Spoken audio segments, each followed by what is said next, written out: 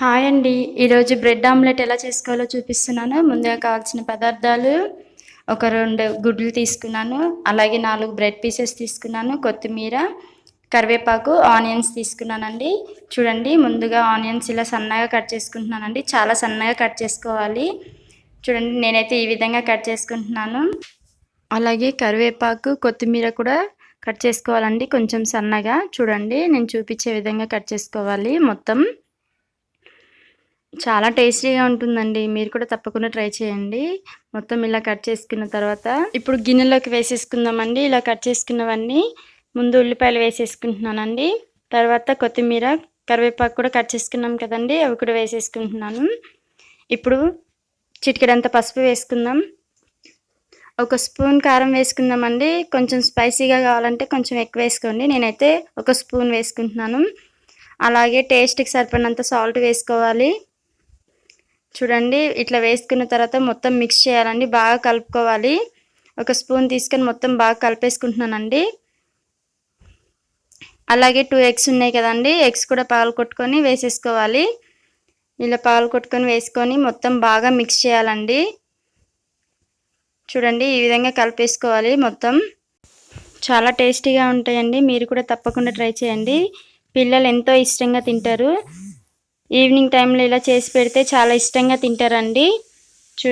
చూడండి, ఇలా కలిపేసుకోవాలి మొత్తం. ఇలా కలిపేసి పక్కన పెట్టేసుకుంటున్నానండి. బ్రెడ్ పీసెస్ ఉన్నాయి కదండి, అవి తీసుకొని ఎడ్జస్ట్లు కట్ చేసుకోవాలండి. మొత్తం ఇలా సైడ్కి ఉన్న ఎడ్జస్ట్లు మొత్తం ఇలా కట్ చేసుకోవాలండి. చూడండి, ఈ విధంగా కట్ చేసుకుంటున్నాను నేను. మీకు ఎక్కువ కావాలంటే ఎక్కువ తీసుకోవచ్చండి. నేనైతే 4 పీసెస్ తీసుకున్నాను. ఈ 4 చూపిస్తున్నానండి.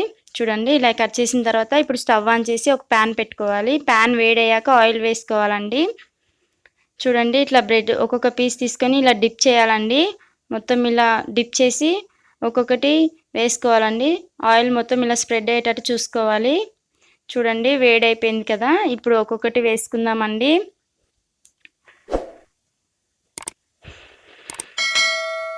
చూడండి, నేను వేసుకుంటున్నాను ఒక్కొక్కటి ఇలా.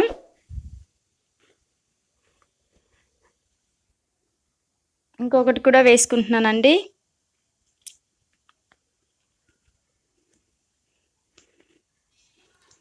ఒక సైడ్ కాలాక మళ్ళీ ఇంకొక సైడ్ తిప్పి వేసుకోవాలండి. చూడండి, ఒక సైడ్ కాలిపోయింది, ఇంకో సైడ్ వేసుకుంటున్నాను నేను.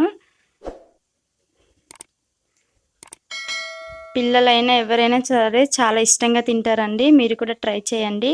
చూడండి, కాలిపోయింది కదా, ఇప్పుడు ప్లేట్లోకి తీసేసుకుంటున్నామండి.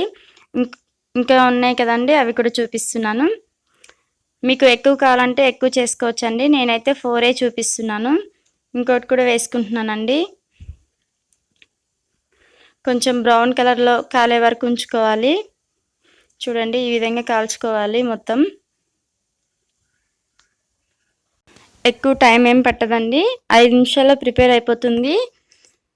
పిల్లలకి ఈజీగా చేసి పెట్టచ్చండి, చాలా ఇష్టంగా తింటారు. చూడండి, ఇవి కూడా కాలిపోయాయి కదా, ఇవి కూడా ప్లేట్లోకి తీసేసుకుంటున్నానండి. చూడండి, ఈ విధంగా కాల్చుకోవాలి. చాలా బాగుంటాయండి. మీరు కూడా తప్పకుండా ట్రై చేయండి. పిల్లలకి స్నాక్స్ బాక్స్లో అయినా ఈవినింగ్ టైంలోనా ఇలా కట్ చేసి పెడితే చాలా ఇష్టంగా తింటారు. చూడండి, నేను ఈ విధంగా కట్ చేసుకుంటున్నాను. అంతేనండి, బ్రెడ్ ఆమ్లెట్స్ రెడీ అయిపోయాయి. చూడండి, చాలా టేస్టీగా ఉంటాయి. మీరు కూడా ట్రై చేయండి. వీడియో నచ్చితే లైక్ చేయండి, షేర్ చేయండి. మా ఛానల్ని సబ్స్క్రైబ్ చేసుకోండి. Thank you for watching.